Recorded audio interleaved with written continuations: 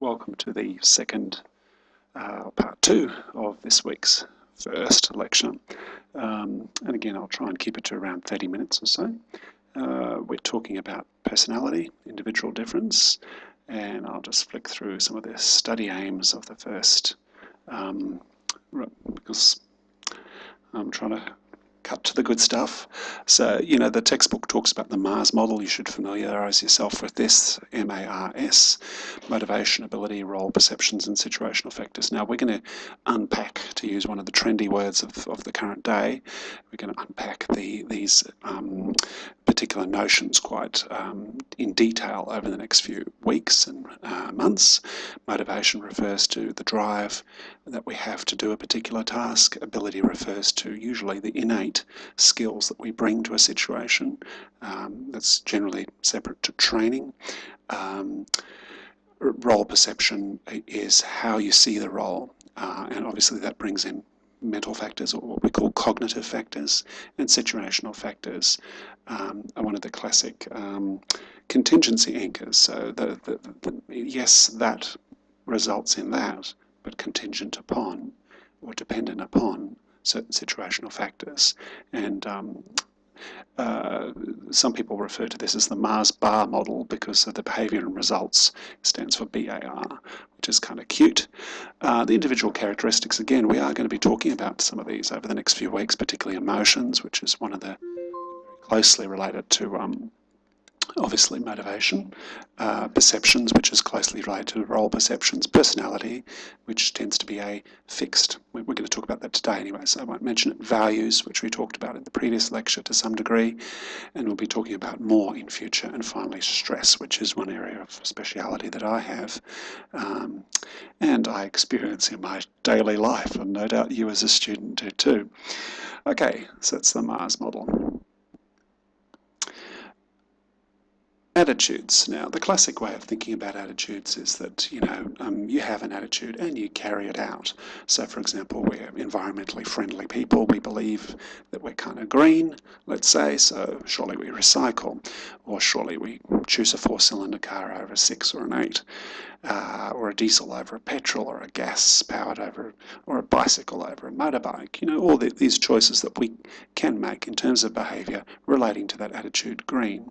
Now, they're partly affected by beliefs, and they're partly affected by emotions. But the key point here that we're talking about is that whereas we naively believe that attitudes and behaviours are quite closely related, in practice they're not. One classic example is that the vast majority of us hold quite strong views that being unfaithful to one's partner is a negative thing. We do not believe it's the right thing to do. We're strongly against that. That's our attitude, towards a particular attitude object, as we call it. But our behaviours contradict that attitude quite commonly. So while almost all of us believe it's wrong, possibly the majority, depending on which society you look at, whether it's a traditional society. But, America, for example, is quite a conservative society with very strong negative views, or negative attitudes towards unfaithfulness in a marriage or a partnership. And yet, it's very common to be unfaithful regardless. So you need to be aware of the disconnect between attitudes and behaviours. Where this... I will play this clip actually, because it relates to a group of videos which I do want to show you, these 3 videos here, that all relate to attitudes and effects and behaviours, and affects us the emotions. Take a look at this video. I'll translate it for you. So that's the experiment we did. Recently we videotaped it with new monkeys who had never done the task, thinking that maybe they would have a stronger reaction, and that turned out to be right. The one on the left is the monkey who gets cucumber. The one on the right is the one who gets grapes. Feeding them. The one who gets cucumber knows that the first piece of cucumber is perfectly fine. The first piece she eats. Then she sees the other one getting grape, and you will see what happens. So she gives a rock to us, that's the task. And we give her a piece of cucumber and she eats it. The other one needs to give a rock to us. And that's what she does. And she gets a grape. And she eats it. The other one sees that. She gives a rock to us now, gets again cucumber.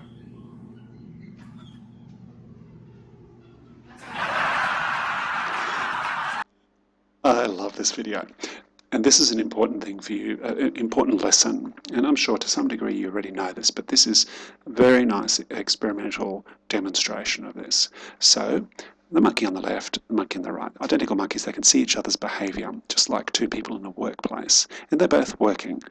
The job is to provide rocks from this container and pass them to the experimenter, who then gives them a reward, like wage or money.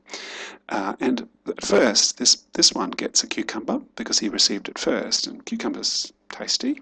I like cucumber, eats it. But grapes are more delicious than cucumbers, at least in the monkey world.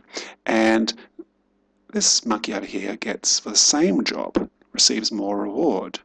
Suddenly this becomes unacceptable, and the monkey gets quite annoyed, as you can see here, and bangs on the table.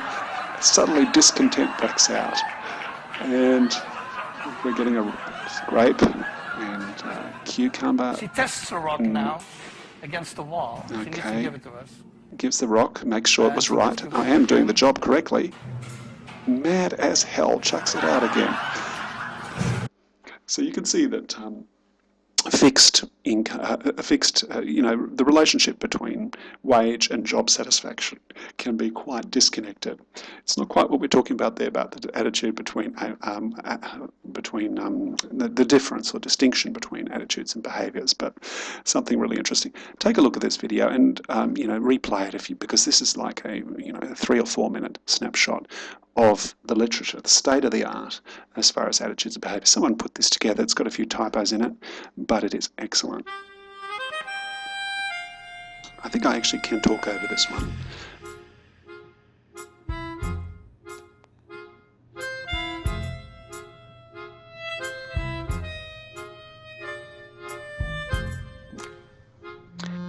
Just check my emails while we're looking at this.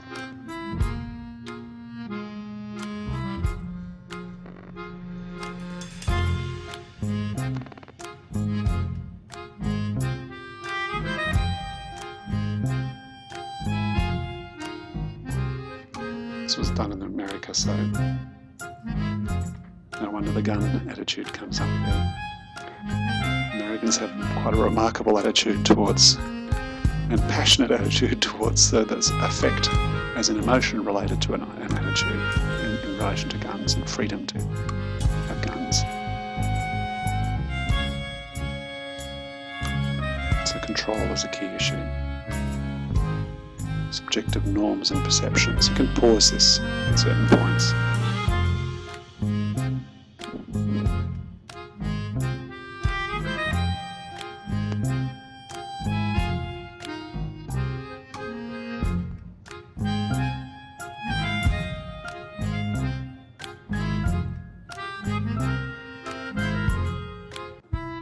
So you hold attitudes in groups or values in groups. And this is how you can get attitudes from almost genetic, but in fact it's not genetic, it's more modelling.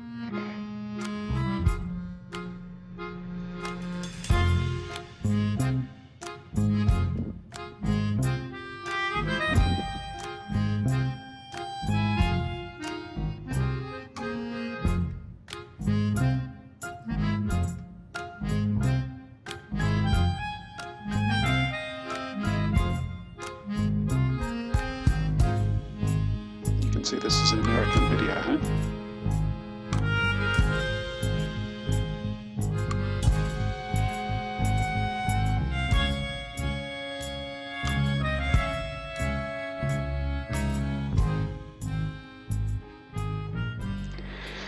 I particularly like the fact that created using Powtoon. Thank you for that advertisement. I particularly like that video is near perfect science. That is, it definitely reflects accurately, and not everything, I have to say, that you can't take everything you read in textbooks, as I said in the previous video, you can't take everything as gospel. That is absolutely right. There are errors, exaggerations, overstating the case, and generalizations that aren't necessarily the case, but that is a very good coverage of the field. I want to bring to your attention also this video. It's I'll fast forward to the key point because you don't need to see all of this. Now, okay, I'll pause it at this point. So the context is this is a laboratory study, which was the area of my PhD, a laboratory study looking effectively, if you want to think about it this way, not everyone does think about cognitive dissonance studies in this way, but upon it as a very good analogy for work. So these subjects you're looking at here are being asked to do, it's quite boring. Let me tell you now what we're actually... They're being asked to turn these little knobs on this desk for about an hour, do something quite dull, and then the experimenter says, studying here is the effect of preparatory mental set on performance. The rest of the subjects are prepared by being told that the experiment will be very interesting and enjoyable. In fact, lots of fun. Now I have a somewhat unusual request to make of you. The next subject is waiting right outside, but the fellow who ordinarily gives the spiel isn't here. I wonder if you could possibly take his place. As a matter of fact, we figure we'll be needing someone in the future, so I'd like to offer you a $20 retainer and have you remain on call for us. Would that be all right? $20? That'd be fine. Half the students were... Okay, so that's the key components of this experiment, and I'll just go through it for you. This fellow is lying to the young man. There is no such, the study's not about this, the study's about something quite different.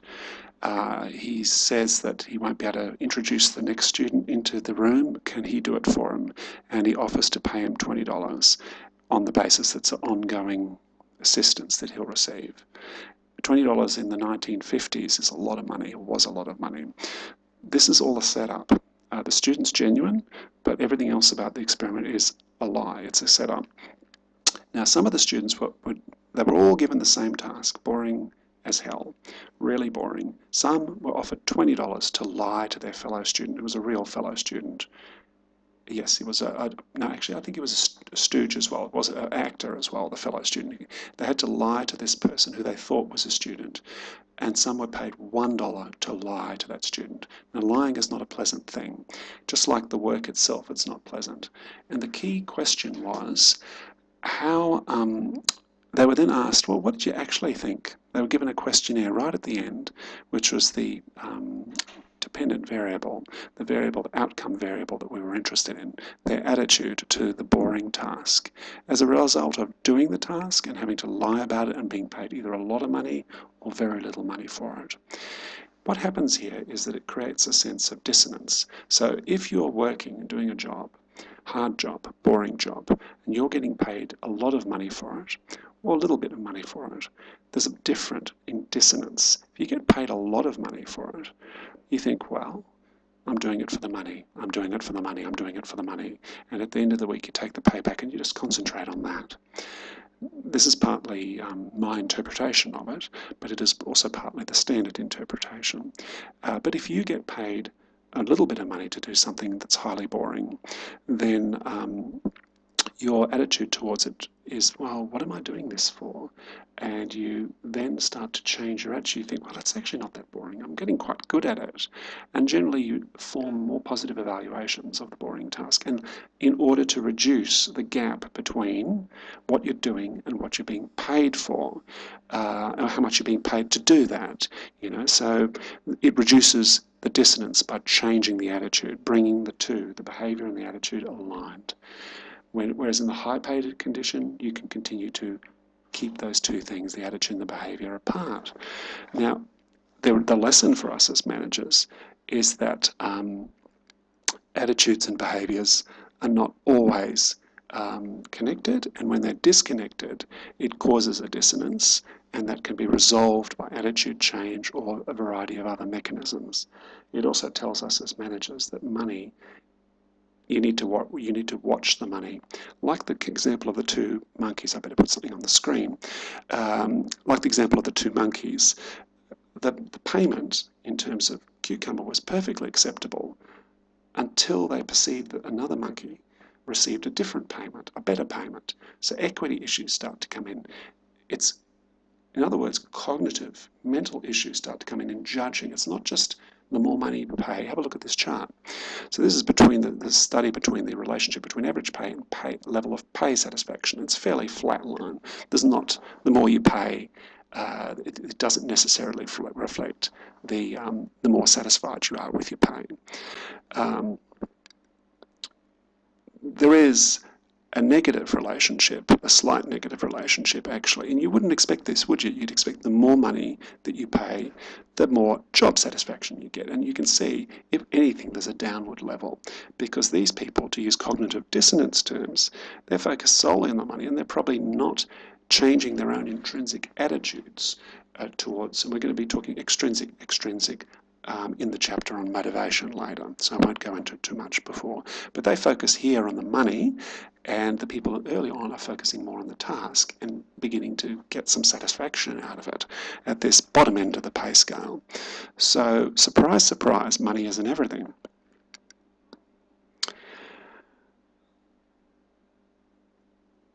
I might just show you this. One of the things that I'm involved with is a charity in Bangladesh, and I just will show you this briefly, this clip. It's on the remote island of Charfashan in southern Bangladesh that we found this Australian man. This is Fred Hyde. In 6 weeks, he'll be celebrating his 92nd birthday. He's now 94. He's devoted the last 30 years of his life to the people living here, literally building schools. He has built 42 of them, just like this one. We aren't handing something out to them for nothing. They've had to sacrifice to get to school. They must find half an acre of ground. Now, half an acre of ground in this area is a very, very important piece of ground to find. Here, the river meets the sea. Because of global warming, the water... Okay. Fred is a guy I know well. I've worked with Fred for 20 years. He's a former small businessman, a small engine mechanic and retailer. He retired young at 59, 60, and has devoted the next 34 years of his life to working for this charity, which he set up himself. He's been completely tireless. He works big hours, even at the age of 94, on this charity. He works hard for less than $0. When I say less than zero, he actually has to pay to work for this charity. So you see the theme here again, money and job satisfaction do not always relate. And he does this work in the ugliest conditions. This island, you can see here how slightly above sea level it is, and in fact it is tragically the scene of one of the world's worst environmental, or the worst recorded in history. There was a cyclone in 1970 that caused a tidal wave of some 12 to 15 metres in height that completely swamped this island, and 500,000 people in this vicinity. The cyclone was actually named after the island where Fred works now. 500,000 people were killed in this particular island and surrounds in a single stroke. You know, it was an extraordinary disaster. But Fred actually pays his own airfares to travel here, as indeed do all the volunteers with this organisation. And he pays for his own living expenses, and he often donates his own money towards certain expenses if there's no money available otherwise for medical expenses for the kids. Completely selfless, loves the job, it's given him a meaning in life, and yet it's no money involved. And it's a very big difference, and we'll come back to this again, is this issue of control. Fred controls the charity, that gives him a lot of satisfaction, and he has control over the decision whether to do this work. So control is something that you as a manager need to be aware of, and how you can use and take advantage of giving control to workers and realise that you will get back in terms of the payoff, the intrinsic payoff for the worker, and job satisfaction and stability in jobs and productivity and innovation, all these good things. We have covered this reasonably well, and I've done the sense of control, and I've made some mistakes with the slides here. Job engagement means the degree to which you are gripped, the degree to which you are engrossed in a job. Psychological empowerment's again a control related issue. Don't like this slide.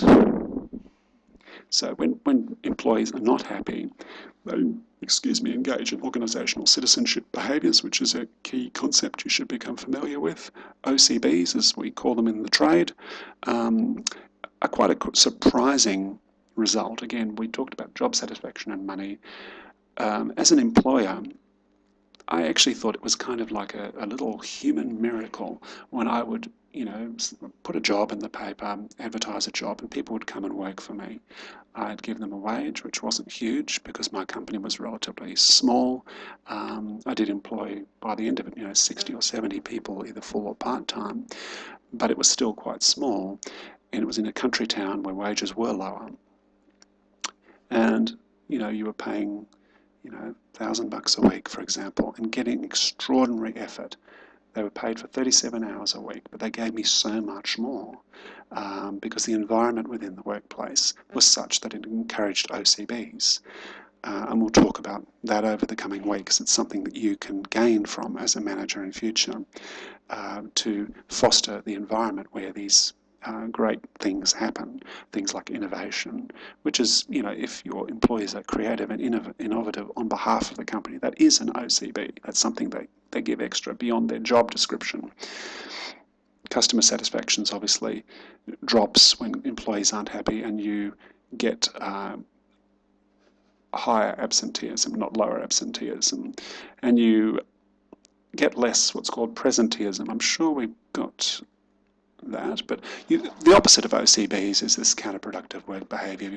It can be often described as workplace deviance as well, but the distinction is that deviance can include things like sexual harassment and bullying. Aggression can be more a general form of aggression within the workplace, even passive aggression, when people pretend to be obedient, but in fact are being obedient in a stubborn and unhelpful way by sticking to the letter of the law, for example. And then there's revenge or sabotage type actions. One of the best pieces of work you could possibly read, if you actually want some holiday reading, I do recommend Gerald Maher's Cheats at Work. It's fabulous, very in-depth sociological study of stealing, cheating, lying, and other misbehaviour at work.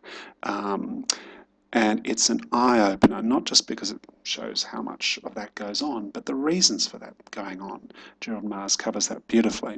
Presenteeism is what I was just talking about a moment ago, which is the degree to which people, often as a sort of like an OCB, an organisational citizenship behaviour, stay at work even when they should really go home because they're too sick.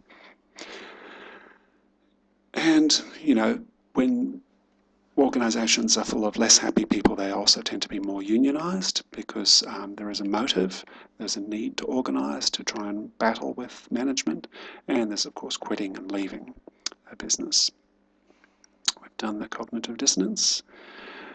Personality, and we're going to be talking about we'll be talking about that in a moment. Traits, as it says there, tend to be the enduring characteristics that describe an individual's behaviour. Personality also tends to be a constellation of different measurable traits that a person exhibits. So, great little story, which was from the Telegraph. I just will very briefly cover this, but one of the big debates in personality and individual differences, where does it come from? Do we as employers, or our parents, or our teachers impact on the way we develop, or is it pretty well all genetically pre-programmed, which is the nature version? The nurture version really means that environment has a big impact on. And I can say that one of the most disturbing aspects of my undergraduate studies in psych was dealing and grappling with this particular debate. I was asked to write an essay about whether intelligence was a nature-given gift, something that you were born with, or was something that developed out of your environment. Now, I did find it very disconcerting because when I first dealt with the nature side of things, the evidence seemed to me to be quite overwhelming. Obviously, it's genetic. And then I did the nurture side of the debate and discovered that the evidence on that side was incredibly compelling and powerful as well. And the lesson, which is an important one for you to take home when you're looking at writing your essays, for example, either for the exams or for the assignments, is that things aren't clear-cut. Science doesn't provide absolute answers. It provides evidence towards an answer. Some things are very, very clear. You know, the sun is what makes Earth hot, nothing else. Earth becomes hot as a result of the sun. The evidence for that is overwhelming and almost complete.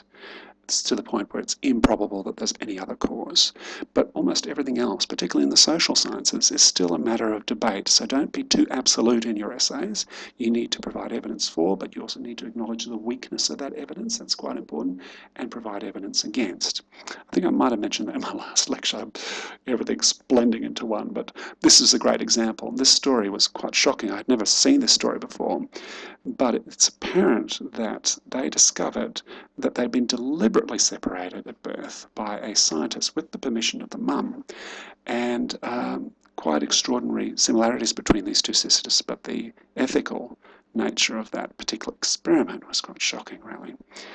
Familiarise yourself to some degree with the Myers-Briggs. You'll see that in the textbook, something similar to that, but it's a personality type that is very trendy and used by a lot of employers. It's one of the most common personality tests used by employers, MBTI. It's quite old, it's very famous, but it is also, and it comes up with these dimensions which you can familiarise yourself with.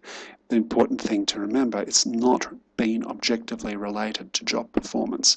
So in other words, remember, to use the technical term, the validity of the test hasn't been fully tested.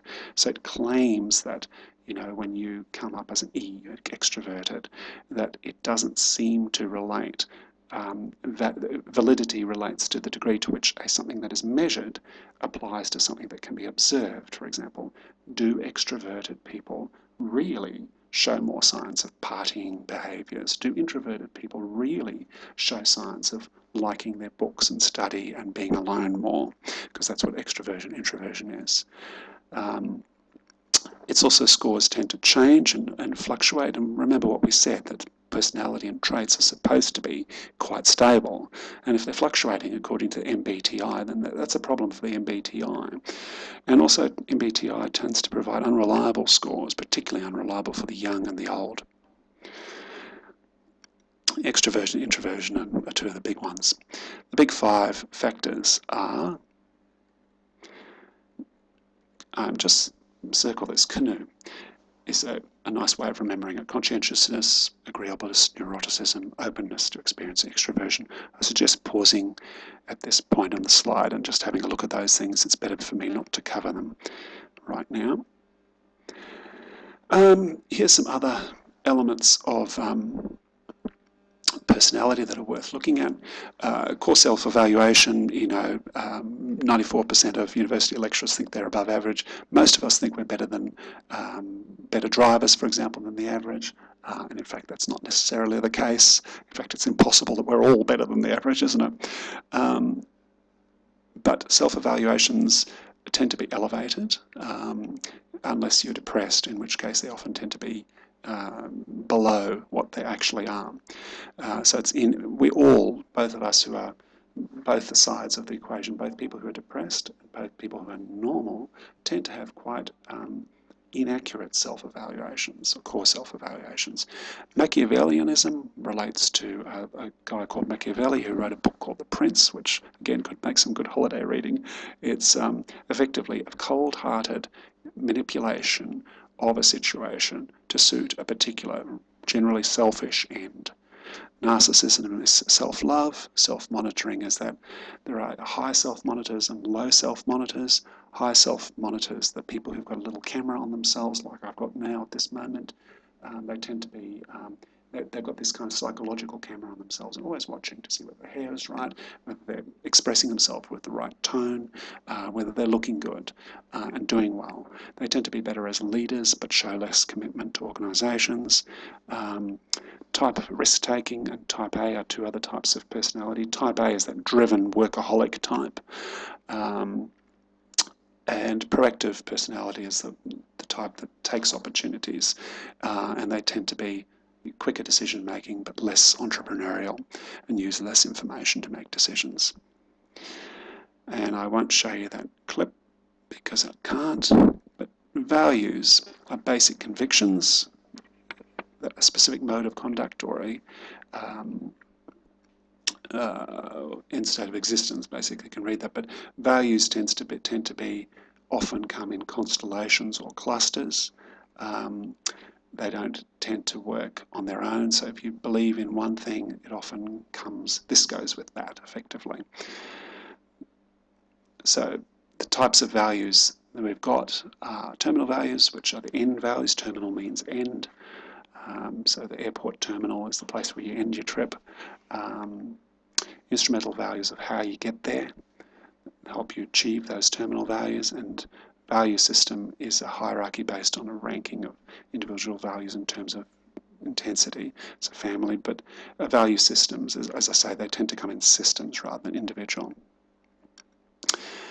I won't play that video, but I might send you a link for it. But it talks about the different generations of people and how a HR manager needs to be aware of the differences between different ages of of employees. And there was an interesting clip on the ABC not long ago talking about how employers are now having to cope with 4 different generations of employees. So this is an example. Milton Brokich is famous for his work on values.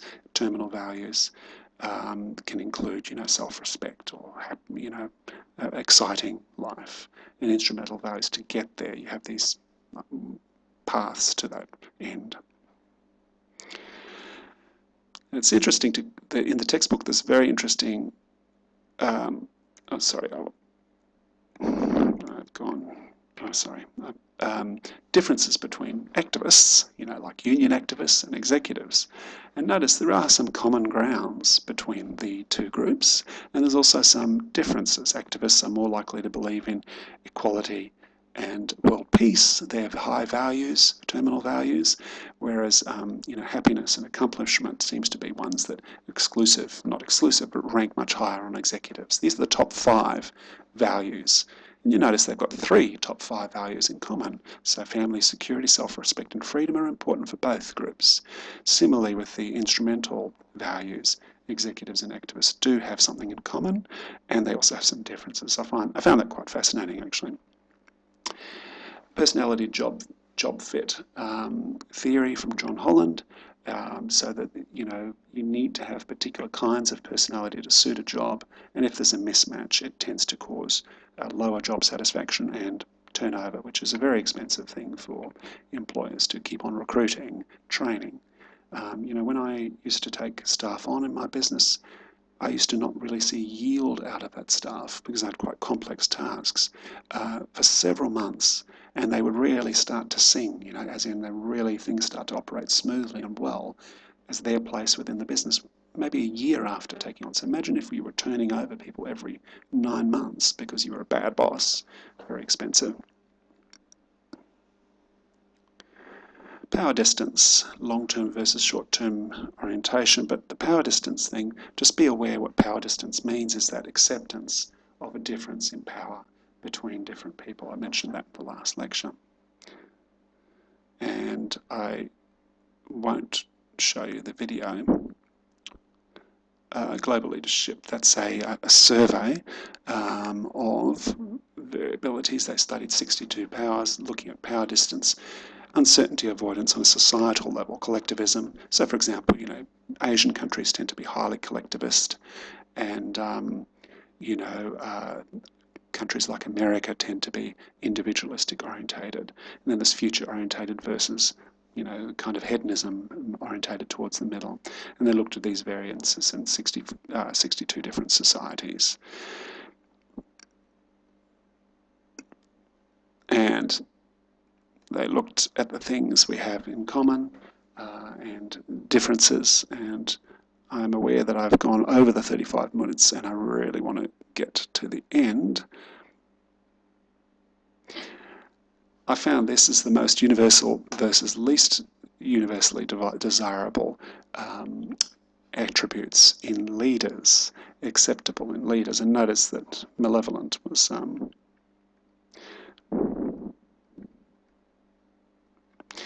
and 6 different leadership styles were regarded as the most, most popular ones in terms of popularity. Charismatic was the most popular on an international scale, team-orientated, participative, humane, self-protective and autonomous. These were the key styles. It's interesting that charismatic was one that carried across almost every society.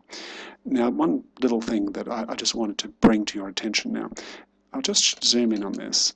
This is an example of a personality scale. I've used this one myself. In fact, this is from a questionnaire that I designed and carried out with shift work miners in Australia. A very large study. And it measures things like the CANOE variables, the conscientiousness, agreeableness, neuroticism, forgotten what the O is, and extroversion is the last one. Openness and extroversion. And we measure it by these type of things. I'm the life of the party. An extrovert will say 5 to that. I sympathise with other people's feelings, and neurotics might, I can't remember, they tend to be very accurate on that one as well. So, these ones, what we do is we crunch the numbers on this and then come up with a score for an individual, a score of 4.5 on a scale of, say, or 5, whatever. The point I want to make here is because every, whether it's Myers-Briggs or Eysenck scale, there's a myriad of these scales. Excuse me, but there's a couple of points that are worth making, just briefly. Firstly, they're paper-based. You can lie with them, and you can play the system. The psychologists have set up certain ways of checking for that, so if you ever try and lie your way through it, you may well get caught. And I'm not just saying that. There are subscales that are designed to deal with the issue of faking tests like this, personality tests. That number, as we've said, it does tend to fluctuate, and it is not always stable. And its validity, the degree to which it actually applies to real-world behaviour, is not necessarily completely fixed. And also, one can't say, you've got to remember that we are all extroverts on a particular continuum. You can't describe someone as an extrovert and that's the end of the story. They've got, under certain circumstances, for example, I love public speaking. That makes me an extrovert. I hate parties. That makes me an introvert. And that both are true of me, so it's not so simple. The other thing I want to make clear, so E and I, this is the scale from gratification from the external world through to tendency to be concerned with one's own mental life, and see that it is a continuum. And I might be, over here, so I've got components of E and components of I, but a tendency towards I. Now, just as a closer, because this is something fun and interesting and important, there's been a recent trend in psychological research to have a look at something that has been rejected as a concept for many years: intuition, the ability of people to use a gut feel to come up with decisions about people and to be accurate with those intuitions. I've got a bad feeling about this, that's intuition. Now, classically, we've poo-pooed that idea. How could possibly people read people's minds or sense a situation? Where's that? Where's the science in that? But you may have heard about a book called Blink by Malcolm Gladwell, I think it is. But Blink is the name of the book. And it's about something called thin slice judgments. Thin slice judgments, if you Google that. Now, thin slice judgments basically says is that we do have the ability to pick up quite a lot of information from a situation, particularly about people, in very short slices of time. And this particular study that I'm referring to here talked about extroversion, introversion, and I believe that they exposed ordinary people, just really ordinary people, not trained psychologists, to look at 50 millisecond snapshots of human faces and say, extrovert, introvert, extrovert, introvert, and so on about a person. And then they compared them with the scores on this type of scale and found that humans, ordinary people, this is done by psychologists in 20-minute tests and thrown into a computer and analysed. This is done by just quickly glancing at a screen and making a judgment, thin slice judgment, and they found there was very highly accurate, these 50 millisecond judgments. So the take-home message from this, and we're approaching 40 minutes, I'm sorry, the take-home message is intuition, it varies. Some people have a higher skill in it than others, but it shouldn't be rejected as a potentially useful element of the manager and in the workplace. I don't have time to talk more because I've well overstayed my welcome, but look forward to seeing you next week.